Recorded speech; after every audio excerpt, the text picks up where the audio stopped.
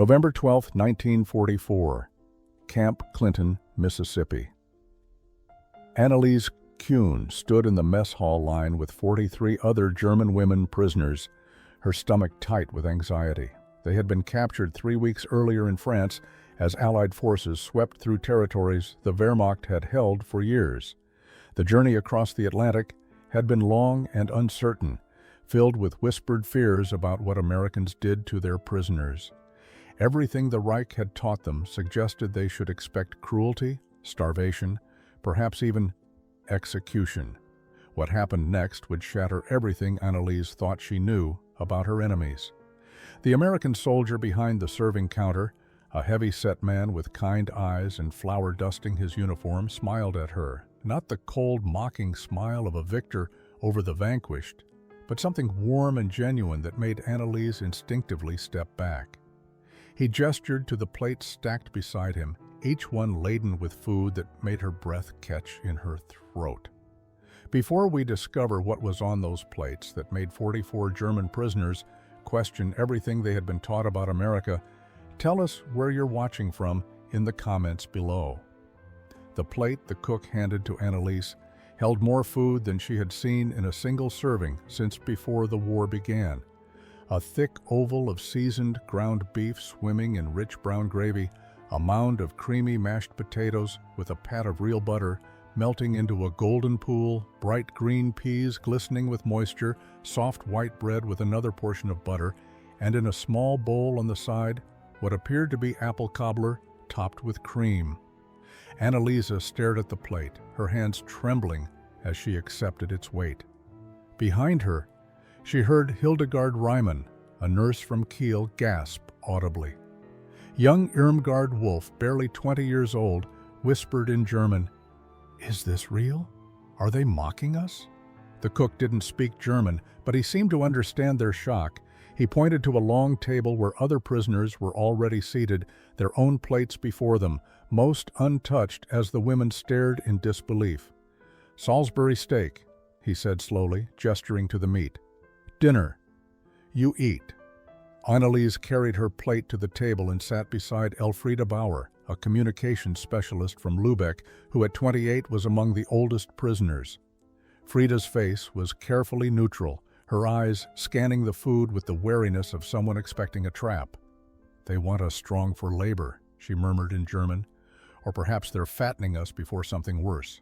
But Waltraud Schroeder, a supply officer from Rostock, known for her careful observation skills, was studying the American soldiers eating at nearby tables. "Look," she said quietly, "they're eating the same food, the same portions." It was true. The Americans weren't dining on superior rations while their prisoners received scraps. Everyone in that mess hall, captor and captive alike, was eating identical meals. The realization settled over the German women like a physical weight, challenging every assumption that had brought them to this moment.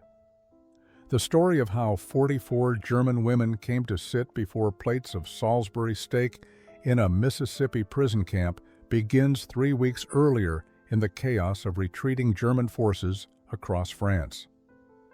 As Allied armies pushed eastward in October 1944, they encountered not just Wehrmacht soldiers, but support personnel who kept the German military machine functioning behind the front lines.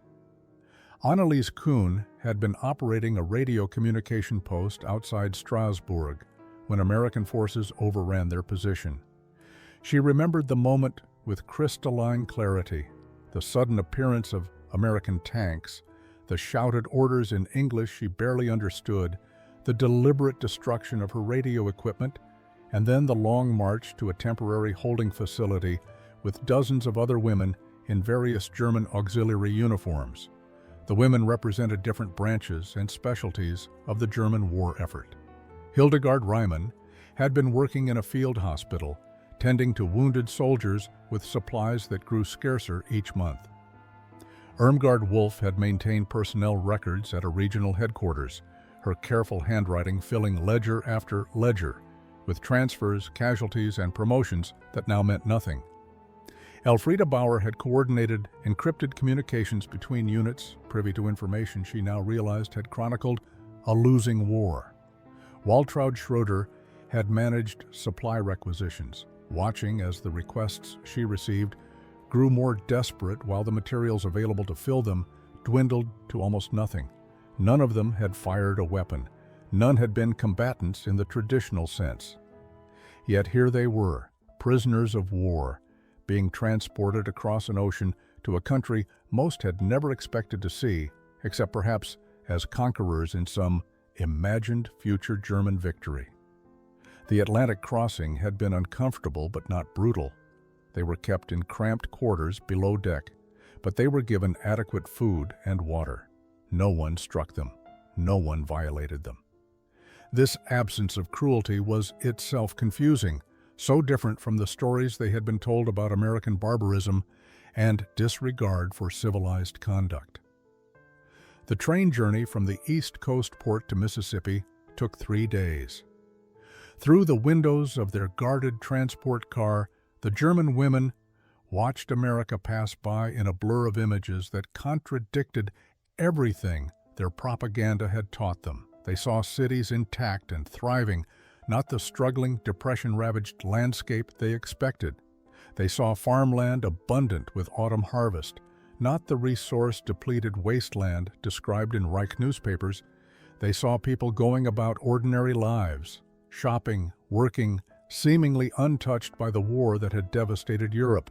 Camp Clinton sat outside a small town in northern Mississippi, surrounded by pine forests that reminded Annalise achingly of home.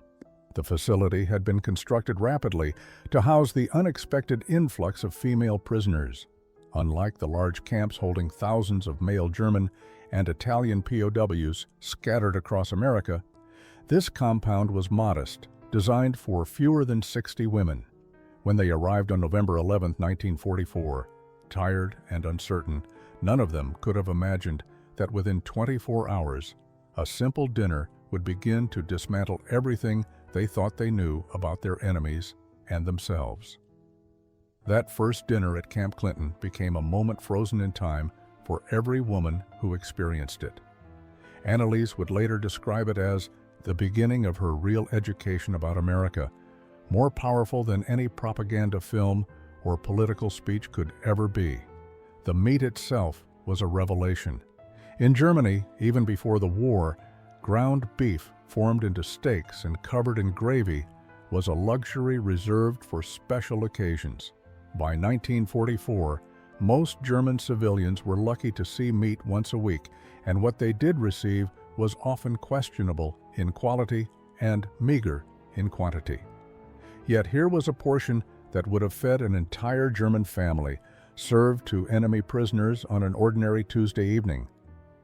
Hildegard, with her medical training, examined the food with scientific scrutiny before touching it. She cut a small piece of the Salisbury steak, studying the texture, the color of the gravy, even smelling it carefully. "No unusual odors," she murmured in German. "The meat appears fresh, properly cooked. If it's poisoned, they've been extraordinarily sophisticated about it." Young Irmgard couldn't maintain such caution. Hunger won over fear, and she took a tentative bite of the mashed potatoes. Her eyes widened, and tears suddenly spilled down her cheeks. "Butter," she whispered. "Real butter. I haven't tasted real butter in 2 years." The American cook who had served them watched from his station with an expression of gentle concern.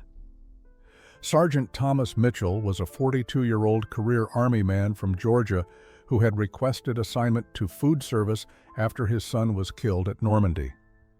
He couldn't fight on the front lines anymore, but he could make sure people were fed properly, even if those people wore the uniform of the enemy that had killed his boy.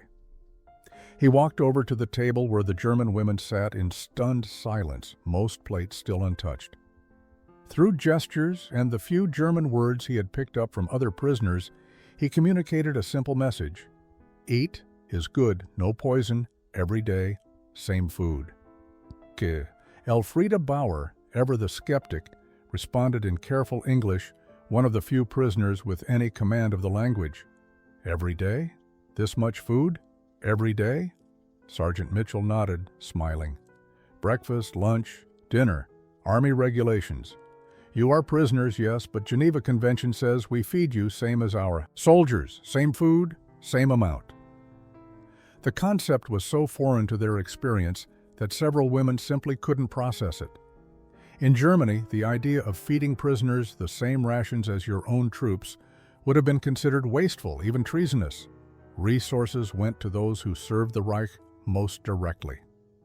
Prisoners existed on the bare minimum needed to keep them functional for labor. But here in this enemy country, they had been taught to fear and hate.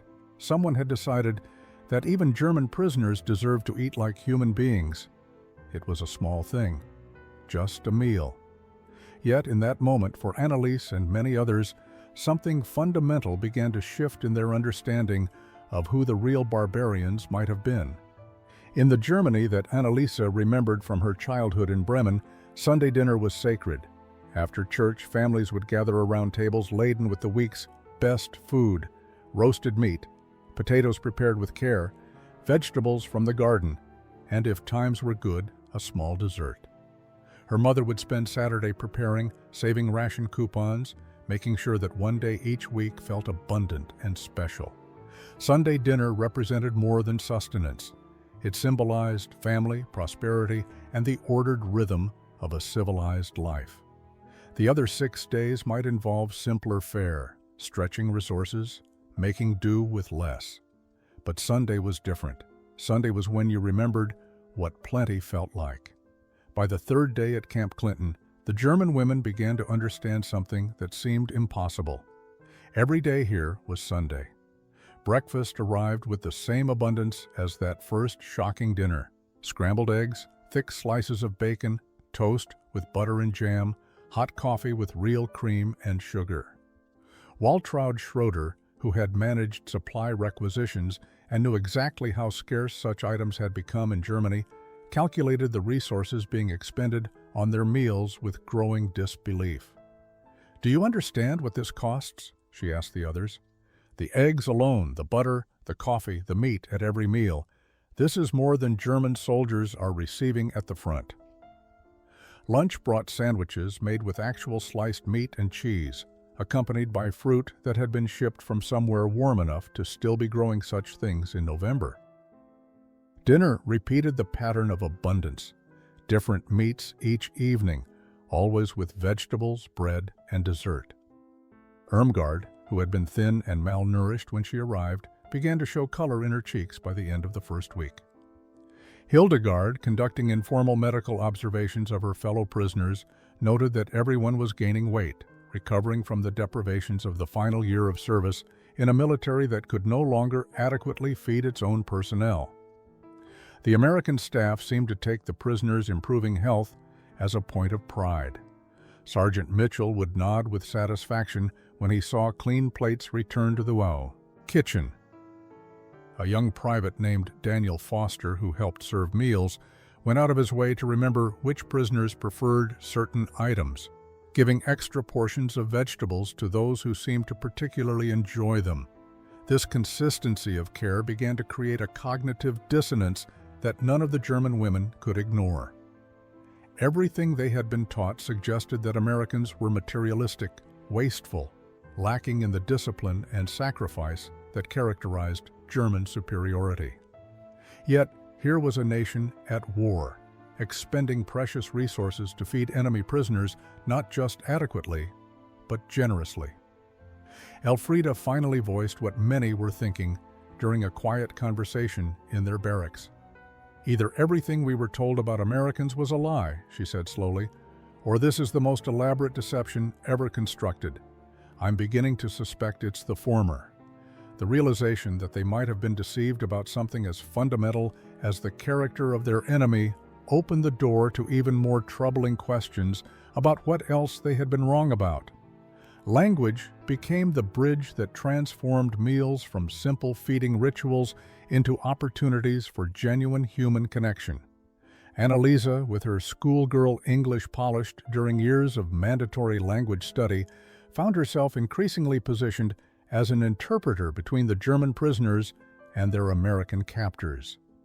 It began during a lunch service in the second week of their imprisonment. Sergeant Mitchell noticed that several of the women were pushing food around their plates rather than eating, their faces troubled. He approached the table and looked at Annalisa, recognizing her as the one who understood his words. "Something wrong with the food?" he asked, genuine concern in his voice. Annalisa translated for the others, then struggled to explain the complex emotions at play. "The food is very good," she said carefully. "Too good. We don't understand why you feed us like this. In Germany, we were told Americans are cruel to prisoners. We were told you waste resources and care nothing for human life. But you give us the same food as your own soldiers. Why?" Sergeant Mitchell pulled up a chair and sat down at their table, an action so informal and unexpected that several women instinctively stiffened. In the German military, such casual interaction between ranks and between guards and prisoners would never occur. He thought for a moment before answering, choosing his words with obvious care. "My boy died in France," he said quietly. "Killed by German soldiers at a place called St. Lo. I got the telegram in July." He paused, letting Annalisa translate, watching the women's faces register shock and sudden fear. But his expression remained gentle, sad, but not angry. "I could hate you all. Maybe part of me wants to, but my mama raised me to believe that every person deserves to be treated with basic human dignity, no matter what. Feeding people isn't about whether they deserve it. It's about who we are, not who you are." The simplicity of his answer was more devastating than any propaganda speech.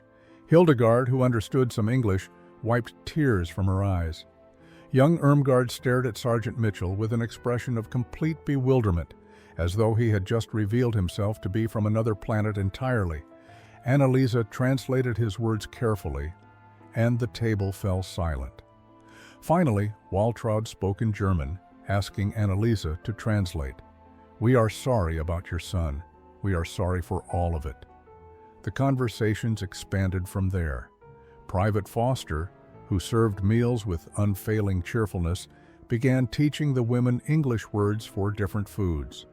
Potatoes, peas, gravy, pie.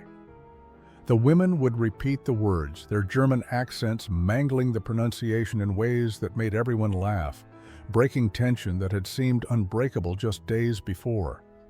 Hildegard, working in the camp medical facility, found that her American supervising nurse, Lieutenant Sarah Collins, treated her not as a subordinate enemy, but as a colleague. They communicated through a mixture of medical Latin, gestures, and Hildegard's growing English vocabulary. When a prisoner fell ill with influenza, Lieutenant Collins taught Hildegard the American nursing protocols, trusting her to help care for the patient. These small exchanges, built around the daily rhythm of meals and work, created something unprecedented. They created understanding where only enmity had existed before. December 3, 1944, was Irmgard Wolf's 20th birthday. She had mentioned the date to no one, seeing no reason to mark another year in a life that had been reduced to uncertainty and captivity. In Germany, her mother would have made Apfelkuchen if ingredients could be found, and her father would have offered some small gift saved from better times. But her parents were in Hamburg, a city she knew had been devastated by Allied bombing, and she had no idea if they were even alive. The morning began like any other. Breakfast was served at 0700 hours. Oatmeal with brown sugar and raisins, scrambled eggs, sausage links that snapped when you bit into them, and toast with strawberry preserves. Irmgard ate mechanically, her thoughts far away in a Hamburg that might no longer exist. But when dinner came that evening, something was different. The usual meal was served: roasted chicken with herb gravy, mashed sweet potatoes, green beans with bits of bacon, and fresh rolls. The women had learned to accept such abundance, though it still felt surreal. They ate and conversed in their mixture of German and broken English, the evening routine now familiar and almost comfortable. Then Sergeant Mitchell emerged from the kitchen, carrying something that made every German woman at the table fall silent. It was a cake, a proper 3-layer chocolate cake with thick chocolate frosting, and on top, written in careful, white icing, were the words "Happy Birthday, Irmgard." The young woman stared at the cake as though it were a hallucination. "How did you—" she began in German, then stopped, unable to continue. Private Foster grinned, clearly pleased with himself. "Your friend Annalisa told us," he said, gesturing to Annalisa, who looked equally surprised.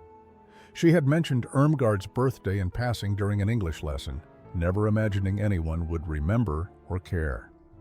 Sergeant Mitchell set the cake on the table in front of Irmgard. "Can't let a birthday pass without cake," he said simply, "even in wartime, especially in wartime." The chocolate cake was an impossibility made real. Chocolate had become scarce even in America due to wartime rationing, yet here was an entire cake made with real cocoa, real sugar, real butter. The frosting was smooth and rich, the kind of confection that belonged to peacetime memories and childhood dreams. Irmgard began to cry, not quiet tears, but deep, wrenching sobs that shook her thin shoulders. Hildegard moved to comfort her, but Irmgard waved her away, trying to speak through her tears. "I don't understand," she managed in German. "We are your enemies. Your country is at war with mine. Your people are dying because of my country. Why would you do something kind for me?" Annalise translated, her own voice unsteady. Sergeant Mitchell's expression grew soft, almost paternal. "Because you're 20 years old today," he said. "Because you're somebody's daughter, far from home. Because kindness doesn't stop being right just because there's a war on." The other women gathered around as Sergeant Mitchell cut the cake, serving generous slices to each prisoner. Elfrida accepted her piece with hands that trembled visibly, her carefully maintained skepticism finally crumbling. Waltraud stared at her slice as though trying to commit every detail to memory for some future accounting that would need to make sense of this moment. The Red Cross mail delivery arrived at Camp Clinton on a cold morning in mid-December, bringing the first correspondence many of the German women had received since their capture. The small canvas bag held 23 letters, each one having traveled a circuitous route through Switzerland, approved by censors on both sides of the conflict, delayed by the chaos of a continent at war. Annalisa recognized her mother's handwriting on the envelope bearing her name, and her hands shook so badly that Hildegard had to help her open it. The letter was dated October 2nd, written weeks before Annalisa's capture, when her mother still believed her daughter was safe in a communications post far from the fighting. The words were carefully chosen, written with the knowledge that censors would read every line, but the message beneath the cautious phrases was clear enough. Food rations had been cut again. Annalisa's younger sister had fainted twice from hunger in the past month. Her father, who worked at the shipyards, was bringing home extra potato peels from the workers' canteen, and her mother was making soup from them. The November ration had provided 100 grams of meat per person for the entire week. 100 grams, roughly 3.5 ounces, the size of a small child's fist. Annalise thought of the previous night's dinner, pork chops so thick they overlapped the edge of her plate, applesauce made with real apples and sugar, roasted potatoes glistening with butter. She thought of how she had left food on her plate, too full to finish, and watched an American soldier scrape it into the waste bin without a second thought. The guilt hit her like a physical blow. She stood abruptly and walked outside into the December cold, without her coat, needing the bite of winter air to ground her in some reality that made sense. How could she sit in an enemy prison camp, eating better than she had ever eaten in her life, while her family starved in the country she had sworn to serve? Hildegard found her there 20 minutes later, shivering but unseeing. "You got news?" she asked quietly. "They're starving," Annalisa whispered. "My mother, my father, my little sister, they're starving in Bremen while I eat chocolate cake in Mississippi." Hildegard's face was gray. "My letter says Kiel was bombed again in October. The hospital where I worked was destroyed.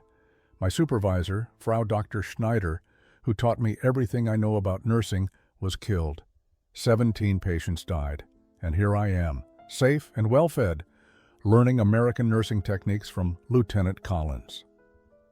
The scene was repeated throughout the camp as letters revealed the reality of Germany in the final year of the war. Waltraud learned that Rostock had been evacuated, her family's location unknown. Elfriede discovered that Lübeck was under constant air raid alerts, with many neighborhoods reduced to rubble.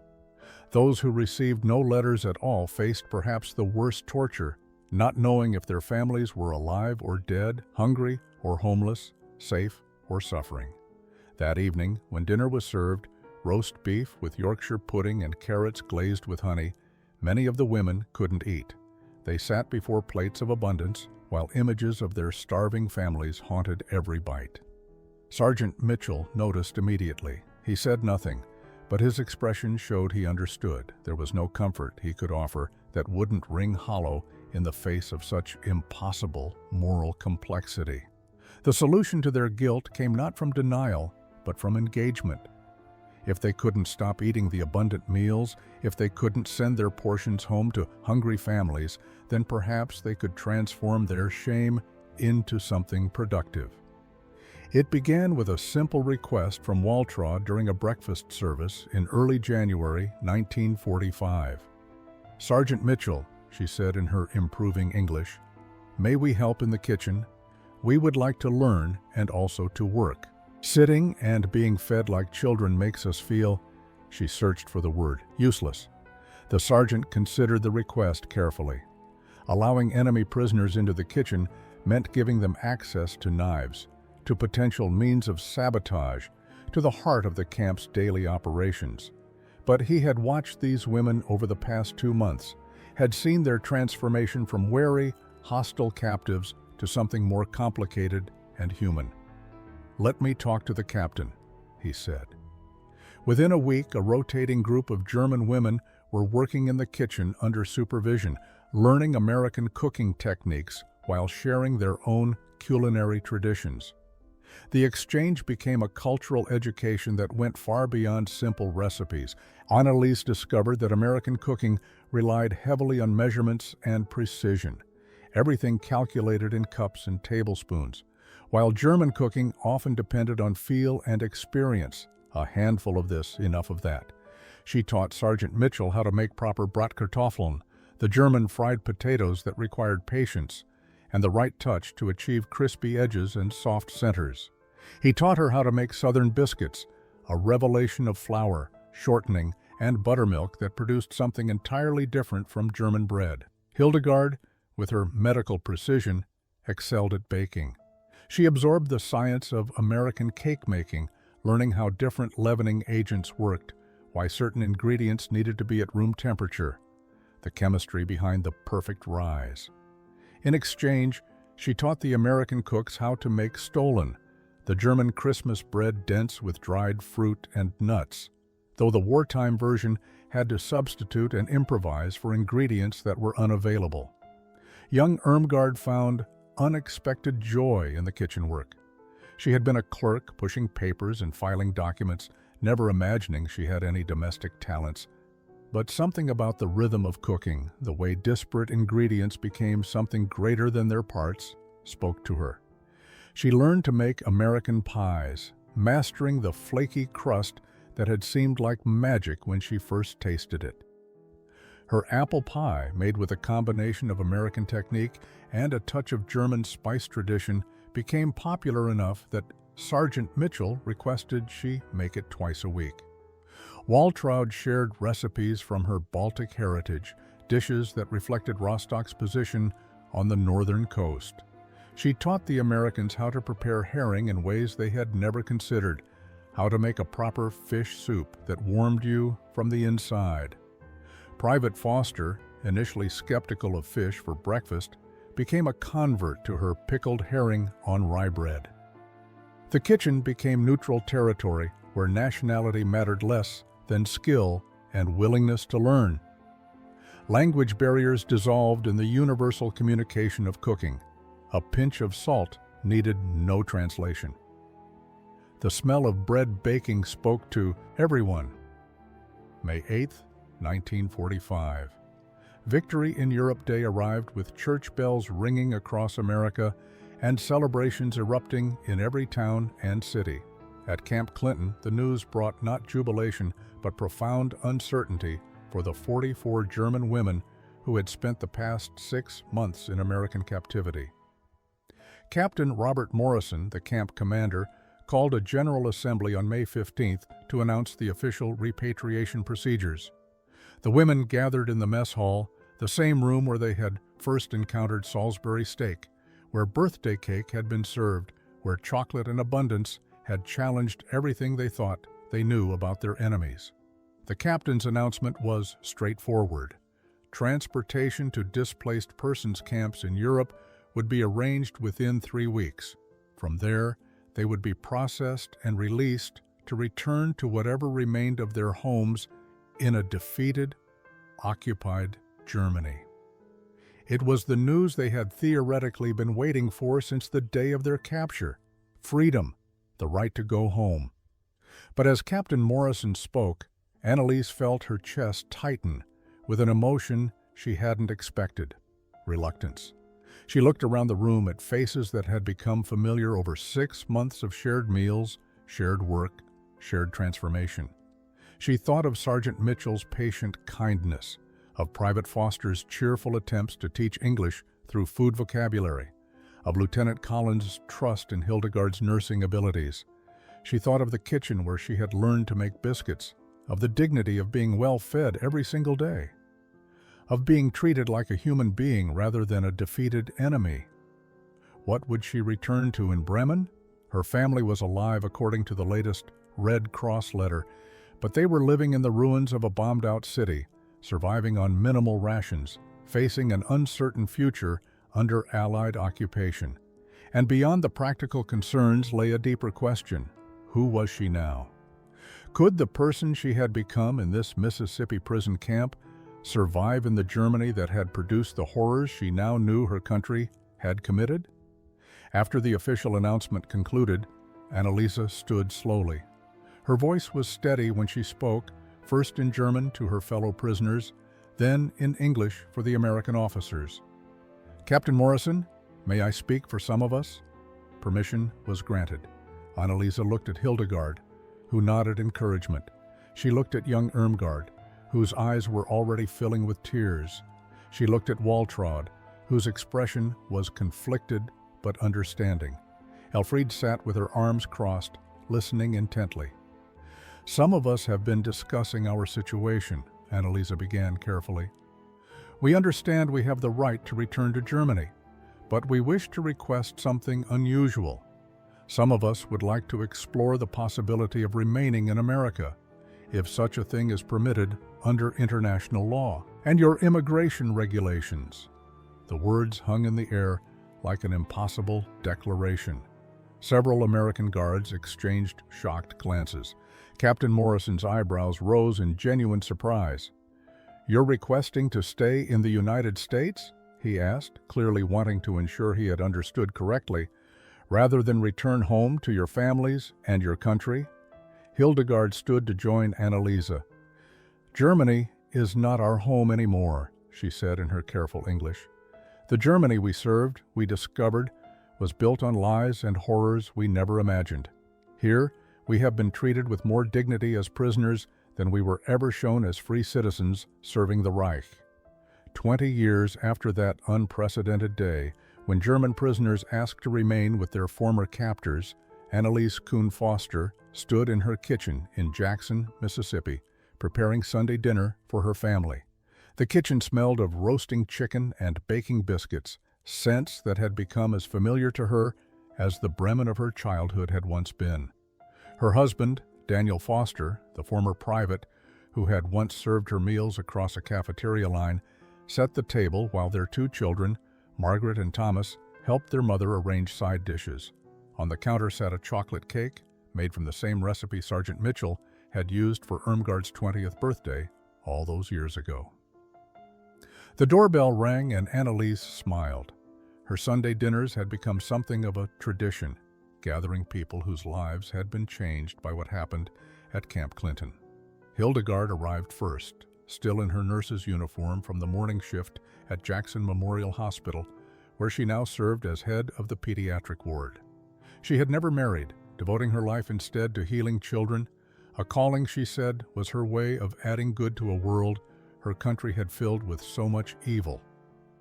Irmgard came next, Flower still dusting her sleeves from the bakery she owned in downtown Jackson. Her establishment, Irmgard's Pastries, had become famous for its unique blend of German baking traditions and American favorites. She had married a local teacher and had 3 children who spoke English with Mississippi accents but could recite their mother's stories of wartime transformation. Waltraud had returned to Germany in 1947, unable to remain away from her family despite the devastation she found there. But she wrote faithfully, and her letters described a Germany slowly rebuilding itself into something unrecognizable from the Reich they had all served. She had become involved in German-American friendship societies, working to strengthen bonds between former enemies. Her most recent letter sat on Annaliese's counter, describing a youth exchange program she was organizing. Elfriede had also chosen repatriation, and her path had been harder.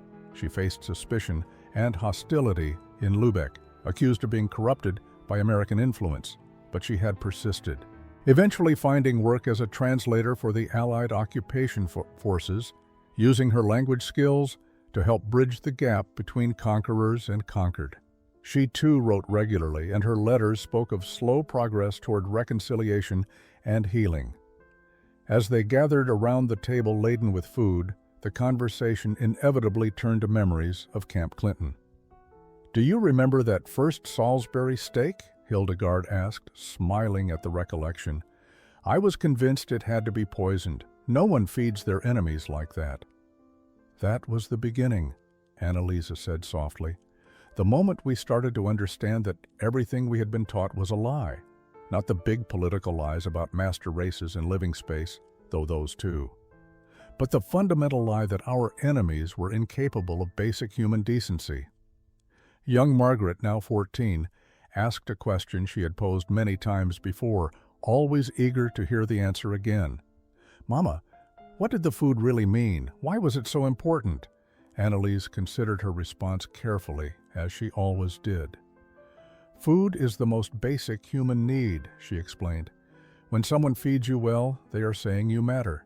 Your life has value. You deserve to be cared for." Every meal at Camp Clinton was a message that contradicted everything the Reich had taught us about Americans and everything we had been told about our own worth as defeated enemies.